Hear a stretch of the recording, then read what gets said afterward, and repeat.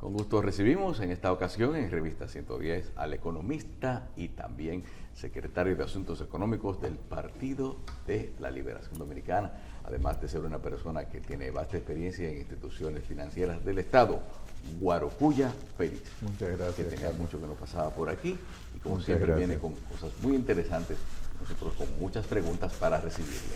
Bueno, Muchas gracias a ustedes. Bien. Licenciado, en el tema de, primero vamos a hablar del partido. La situación actual del PLD con respecto a esta resolución de la Junta Central Electoral que hoy, decíamos la semana pasada como que no veíamos la razón por la que venir con esto ahora. ¿Qué ha cambiado de su punto de vista que analizaron esto y qué tan importante es esta resolución para las próximas elecciones? No, fíjate que no solo el Partido de la Liberación Dominicana, sino prácticamente todas las fuerzas de oposición se han opuesto a la resolución de la Junta Central Electoral, puesto que hay una variación con lo que establece la propia legislación con relación a la reserva de candidaturas.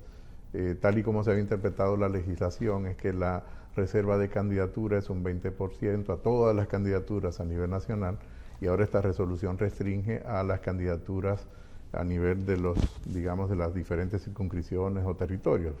Estoy hablando en el Distrito Nacional Circunscripciones o Puerto Plata, o en el caso de las provincias que son de una sola circunscripción a las provincias. Y esto establece una camisa de fuerza prácticamente para la mayoría de las fuerzas políticas del país. Lógicamente, esto yo creo que seguirá dialogándose con la Junta porque las propias fuerzas políticas, entre ellas el Partido de la Liberación Dominicana, han dicho que en estas circunstancias pues estarían dispuestos a no participar en ese proceso electoral venidero. Es un tema delicado. Con respecto a al partido, independientemente de esto, cuando dicen no participaríamos, y es posible que eso ocurra. Sí, es posible. Nada evita que tú puedas tomar una decisión como fuerza política o como fuerzas políticas organizadas de la oposición de que puedan llegar a un acuerdo de no participar frente a una situación que entiende que lesiona el propio proceso electoral. Y si usted analiza, usted es un técnico profundo, si usted analiza la ley de partido, la vigente, no cómo se hizo el proceso pasado, ¿la Junta está equivocada o es un tema de interpretación en cuanto a al porcentaje nacional o de las candidaturas? Quiero pensar que es un tema de interpretación, no un tema de establecer obstáculos al propio proceso. Y yo presumo la buena fe de las partes, porque la buena fe es lo que nos puede llevar a un diálogo que permita buscar una solución que sea, digamos, equilibrada tanto para los partidos políticos como para el propio órgano que tiene que regular y administrar el propio proceso electoral. Yo entiendo que se llegará a algún tipo de acuerdo punto medio que permita solucionar el impasse que se tiene en Ahora, este ¿qué es momento. lo que más le conviene al sistema? Porque, por ejemplo, hay quienes dicen que para garantizar el derecho a la participación, lo conveniente es la decisión adoptada por la Junta Central Electoral.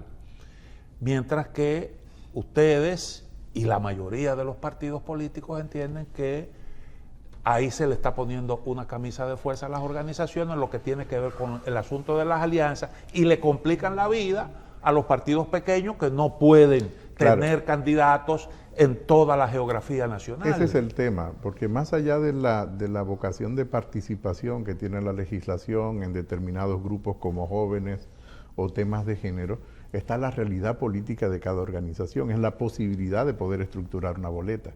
Fíjate que muchas veces se ha terminado estructurando la boleta con la esposa de un compañero que era el que se supone o que había ganado un proceso electoral interno dentro de la organización, pero que por temas de género, de cuota, tiene necesariamente que llevarse a otra persona, y eso complica la estructuración de la boleta. Y ya lo digo desde mi experiencia, donde me ha tocado estructurar boletas siendo enlace de mi organización en determinados territorios.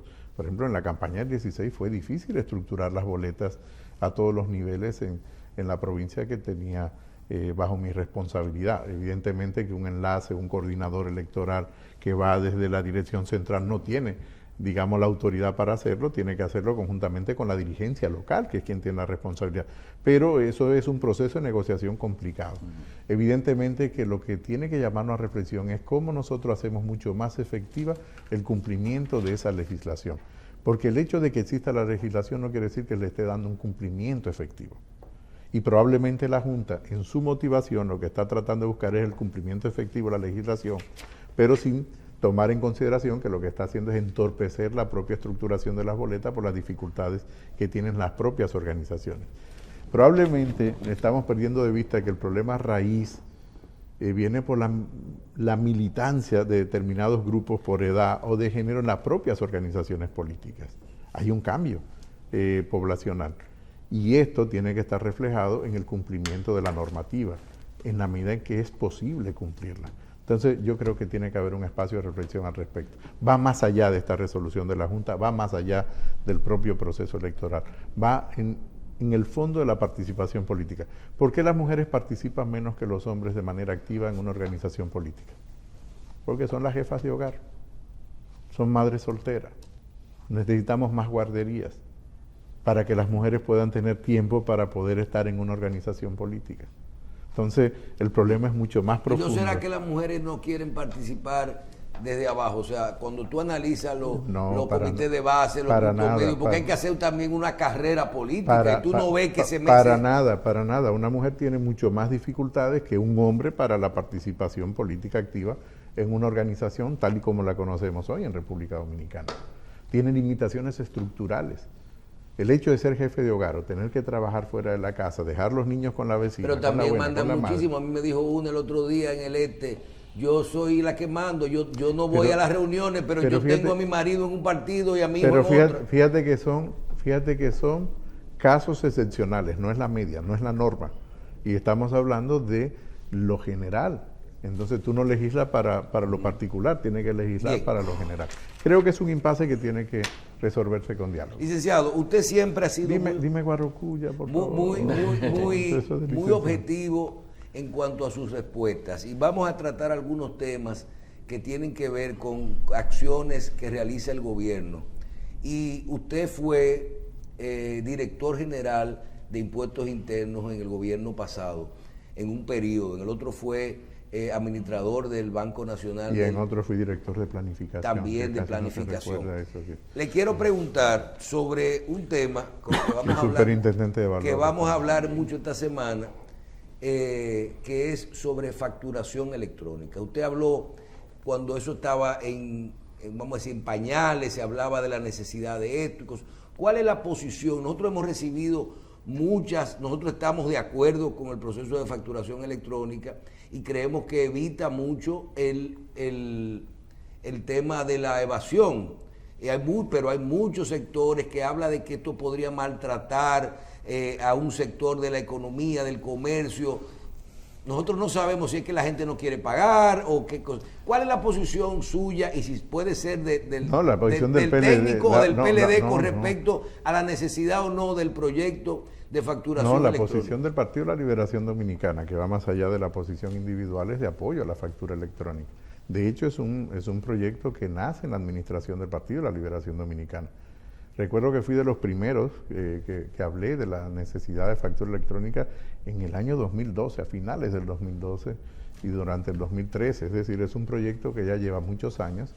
El Partido de la Liberación Dominicana apoyó este proyecto en el Congreso, en ambas cámaras, porque además es un proyecto que no solo tiene el objeto de mejorar la parte correspondiente a la evasión, sino también al debido cumplimiento. Esto facilita el debido cumplimiento de los deberes tributarios por parte de las empresas y de las personas físicas que hacen declaraciones o que tienen algún tipo de actividad económica que les obligue a emitir factura por su servicio. Evidentemente que esto requiere un periodo de educación, la propia ley establece un periodo largo de implementación del proceso y esto es algo que va más allá de si un partido u otro es el que gobierna. Estamos hablando de mejorar la capacidad de la administración tributaria de la República Dominicana. Es un proyecto positivo en prácticamente todos los aspectos que podamos evaluarlo, salvo aquello de que necesita mucha educación y la administración tributaria sin ninguna duda que ya contempla ese proceso educativo. Además ha contemplado los plazos, ha contemplado los umbrales de implementación por volúmenes de facturación, es decir, que no tengo ninguna aprensión de que esto vaya a ir de la mejor manera posible. Como partido y como economista, ¿cómo evalúa usted las campañas, los planes sociales, la ejecución de los planes sociales, la inversión social que realiza este gobierno? Si la ve por el camino correcto o si entiende que han cometido errores. Mira, errores siempre se cometen. El tema es la visión que se tiene desde el gobierno. Es un gobierno que privilegia más la participación y los subsidios al sector privado en términos relativos, no en términos absolutos, que lo que beneficia o permite la participación de los grupos sociales más marginados o populares. Y eso se manifiesta no solamente en los planes sociales, sino, por ejemplo, en la propia ejecución de la inversión pública. En los planes sociales todos hemos visto que ha llamado incluso la atención en las redes, haciendo campaña electoral desde un comedor económico, si mal no recuerdo, en San Pedro de Macorís. Estas son cosas que no deberían de ocurrir porque los planes sociales no deberían de tener color de partido, sino que lo que tienen es mitigar la necesidad de un grupo de población. Entonces creo que son las cosas que tienen que corregirse.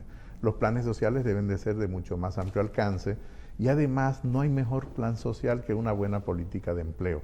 Creo que ese es un tema todavía pendiente en República Dominicana. Y en esa materia no ha habido continuidad, no se le ha dado continuidad a todos los programas sociales que implementó el Partido de la Liberación. Digamos que no ha habido ninguna innovación por parte de este gobierno y lo que ha habido es deterioro en algunos de los programas que van a mitigar las necesidades de los grupos de menor poder adquisitivo, los grupos más vulnerables. Por ejemplo, todos sabemos las dificultades que ha tenido el 911, que no está con los niveles de excelencia que lo dejó el Partido de la Liberación Dominicana, o el propio alcance de determinados programas como los de INAIPI o los de atención a la primera infancia, que no tienen el mismo grado de atención que tuvieron en el Partido de la Liberación Dominicana, o los programas que, aunque no es un programa social directamente, sí cumple una función social de seguridad en las carreteras. Quiere decir que ha habido un cierto deterioro en muchos de estos programas y eso, por supuesto, que la ciudadanía lo echa de menos. No quiere decir que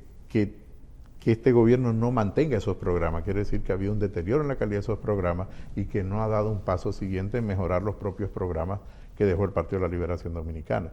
De lo que se trata no es solo de continuar, sino también de mejorar lo que se encuentra, ¿no? Que fue lo que en gran medida hizo el Partido de la Liberación Dominicana. Con respecto a que se exhibe como un logro en muchas ocasiones, que dice superávits en las recaudaciones, que es una de las cosas que frecuentemente escuchamos del actual gobierno. Quisiéramos saber qué es lo que cómo explicaría usted este fenómeno y si realmente podríamos hablar como un logro de aumento en recaudaciones con la política de gasto que se lleva actualmente.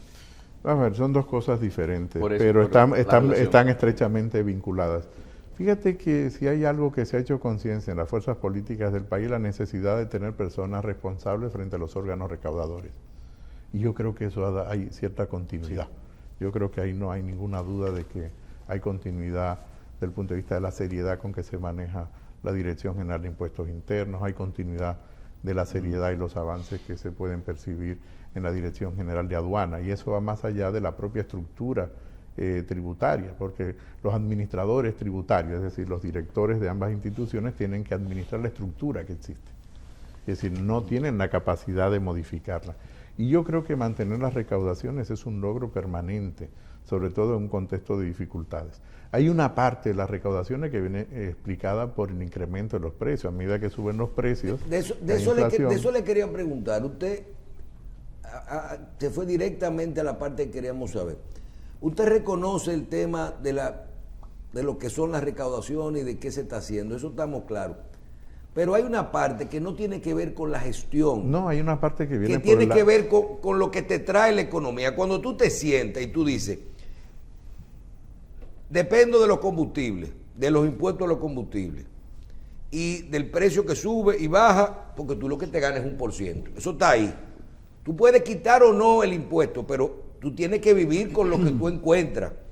Y por otro lado, tú dices, tú te vas, por ejemplo, no hablemos de la gestión de DGI, porque su marco no le ha cambiado en base a las ventas y a los porcentajes, solamente el tema de los precios y eso. Pero cuando te vas a la aduana, por ejemplo, se da un tema con los fletes. Y los que conocemos de impuestos decimos, pero las recaudaciones están subiendo. Tú te matas con la eficiencia, con el 24 horas de despacho, darle servicio a la gente. Y la recaudación dice, mejora. Sí, pero tú tienes un problema. ¿Qué es el componente impuesto? Impuesto es costo y flete. Cuando el flete se pone caro y la mercancía se pone caro, el porciento del impuesto sube, que es de lo que usted está hablando. La base, claro, la base. Cuando todo eso baja otra vez, por temas de inflación o por temas de que los precios bajan. Vuelve a tu senda natural. Quiere decir, la senda, digamos, normal de recaudación. ¿Y no le preocupa a usted la recaudación del país con eso? Me preocupa, pero por otras razones. No me preocupa exactamente porque estamos en un contexto inflacionario, un contexto de incremento de los precios. Tú vas a tener la mejora recaudatoria y las mejoras recaudatorias van en línea con lo que se hubiese esperado en cualquier otro contexto. Es decir, tú quitas la inflación y más o menos las recaudaciones se mantienen constantes. El tema es la estructura tributaria de República Dominicana, no es tanto la capacidad y mejora de la eficiencia administrativa. Tú tienes mucha evasión del ITEVIS porque tú tienes también muchas exenciones del ITEVIS. A medida que tú tienes muchas exenciones... Pero el gasto tributario, usted no puede comparar evasión con exenciones. Perdón, es que son dos cosas diferentes. Tú, en la medida en que tienes un, digamos, nivel de exención muy alto en una cesta de bienes y servicios amplia, en esa medida también tú vas a tener mucha evasión. Y eso es un tema que no solo es para la República Dominicana, pasa en prácticamente todas las economías. República Dominicana ha logrado mejorar la capacidad de su administración tributaria con los años. Yo creo que es un tema que se le reconoce a los gobiernos del Partido de la Liberación Dominicana y este gobierno no ha deteriorado, digamos, la administración tributaria, todo lo contrario, ha mantenido una senda de mucha seriedad. Y en lo que tiene que ver con el gasto, la calidad del gasto. La calidad del gasto sigue siendo muy baja en República Dominicana. Y fíjate que en este gobierno, si hay algo que es criticable, muy criticable, es que ni siquiera ejecuta el propio gasto de inversión que presupuesta. Ya no el gasto de inversión que deberíamos de tener, sino ni siquiera el propio gasto de inversión que ya está presupuestado, el que ya tú tienes financiado dentro del presupuesto. Y yo creo que esto debería llamar a preocupación al propio gobierno. Eso? Bueno, yo en principio tenía una hipótesis, pensé que era el desconocimiento de los sistemas de planificación y administración financiera del Estado. Eso para el primer año era explicable, pero ya un segundo y tercer año es una hipótesis que no me explica necesariamente. El gobierno tiene la consigna, hacer más con menos. Bien, se está logrando. Pero resulta que no, bueno, eso tendrían ustedes que decirme, lo que son observadores mucho más perspicaces que yo de lo que ocurre todos los días, ¿no? Yo creo que no hay más con menos, yo creo que hay menos. Gastar menos es un logro, o sea, aunque haya que gastar. No necesariamente. Digamos que es gastar mejor sí es un logro, gastar menos no es un logro. De hecho, una sociedad como la nuestra todavía tiene un déficit importante de inversión en infraestructura. Solo piensa en la calidad de los barrios nuestros. Sí. A ver, tenemos todo un mundo por delante. Mejorar las viviendas de los dominicanos y las dominicanas. Tú no puedes mejorar la calidad de vida de las personas si tú no mejoras las condiciones del espacio donde vive. Y por lo tanto tenemos un gran reto en República Dominicana, que son programas de regeneración urbana que tendrán que ser de muy largo plazo hasta erradicar totalmente la marginalidad. Y tú dirás, ¿hay países que lo han erradicado? Sí, hay países y ciudades que lo han erradicado. En la región tenemos buenos ejemplos en Medellín y Bogotá. No han erradicado totalmente la marginalidad, pero han avanzado mucho en erradicar la marginalidad. O tenemos ciudades como Barcelona, que erradicaron la marginalidad y hay una constante preocupación para evitar que vuelva a construirse de forma marginal y de baja calidad y en lugares donde no deben construirse. Entonces, República Dominicana todavía tiene un largo camino que recorrer en ese sentido. Eso no requiere menos gasto, eso requiere mucho más gasto y de más calidad. Enfocar el gasto, comprar menos vehículos de lujo, enfocar más el gasto en la gente, pero sobre todo en los aspectos que sí importa de la gente. Mejorar la calidad del gasto. Ahora se aprobó en el julio del año pasado una ley que estaba desde mi etapa dando vueltas de la necesidad de aplicarla cuando estuve en planificación, que es la ley de regiones y la ley de de ordenamiento del territorio y asentamientos humanos. Entonces yo creo que hay dos buenas herramientas para tomarla como palanca para poder iniciar este proceso de regeneración urbana y del espacio, del espacio en República Dominicana. Hemos construido un país feo. Hemos construido un país feo. Si salimos a la carretera, toda la carretera está construida en los márgenes. Es verdad que no nos damos cuenta porque vivimos aquí. Pero cuando nosotros vamos a cruzar el puente y traemos un amigo de fuera, siempre tenemos que estarnos explicando. Para enseñarle abajo del puente. Sí. Entonces no puede ser. Este no es un país que pueda hablar de niveles adecuados de desarrollo mientras tenga esos niveles de marginalidad y de pobreza. Sobre todo desigualdad, más que de pobreza extrema. Y en materia de transparencia hemos avanzado. Fíjate que yo creo que hay algo que hay que reconocerle al presidente. Yo creo que hay que dar el siguiente paso. El hecho de que frente a un rumor, en caso de su administración, ha tomado decisiones de apartar funcionarios, y yo creo que eso es un paso de avance. Negarlo sería mezquino. ¿Y la persecución de la corrupción? Sería mezquino de mi parte. Yo creo que es el siguiente paso, que no puede ser solo selectivo, sino que tiene que ser generalizado para todos, ¿no? Y aquel que tenga responsabilidad, pues tendrá que demostrarlo donde corresponde, ¿no? Que es en los tribunales. En el caso de la persecución contra la corrupción de los gobiernos anteriores. Pero fíjate, yo creo que el Partido de la Liberación Dominicana ya ha fijado más que suficiente su posición al respecto. Yo lo que voy a hacer es reiterarme sobre lo mismo, en el sentido de que aquel que tenga responsabilidad individual sobre esos temas tendrá que responder ante los órganos correspondientes. Bien, yo creo que estamos claros. Vamos a tener que hacer varios programas Yo encantadísimo. con don Guarocuya Félix. Queríamos hablar de los temas internacionales, de la inflación, de las tasas de interés, del default en Estados Unidos. Tendremos que hablar mucho con el economista. No creo que haya default, pero... Bueno, pero si no hay aumento de la deuda, tendremos por lo menos un lío. El aumento, digamos, del tope de endeudamiento. Exacto. Se ponen de acuerdo, ¿verdad? Totalmente, eso es una estrategia de negociación, lo hemos vivido ya muchas veces en la historia de los Estados Unidos. Lo importante es decir que Estados Unidos nunca ha dejado de cumplir, y no sé cuántos nunca, sus compromisos de deuda, desde el surgimiento de la República. Bien, vamos a agradecer a Guarocuya Félix, economista y secretario de Asuntos Económicos del Partido de la Liberación Dominicana. Gracias, licenciado. No, gracias a ustedes.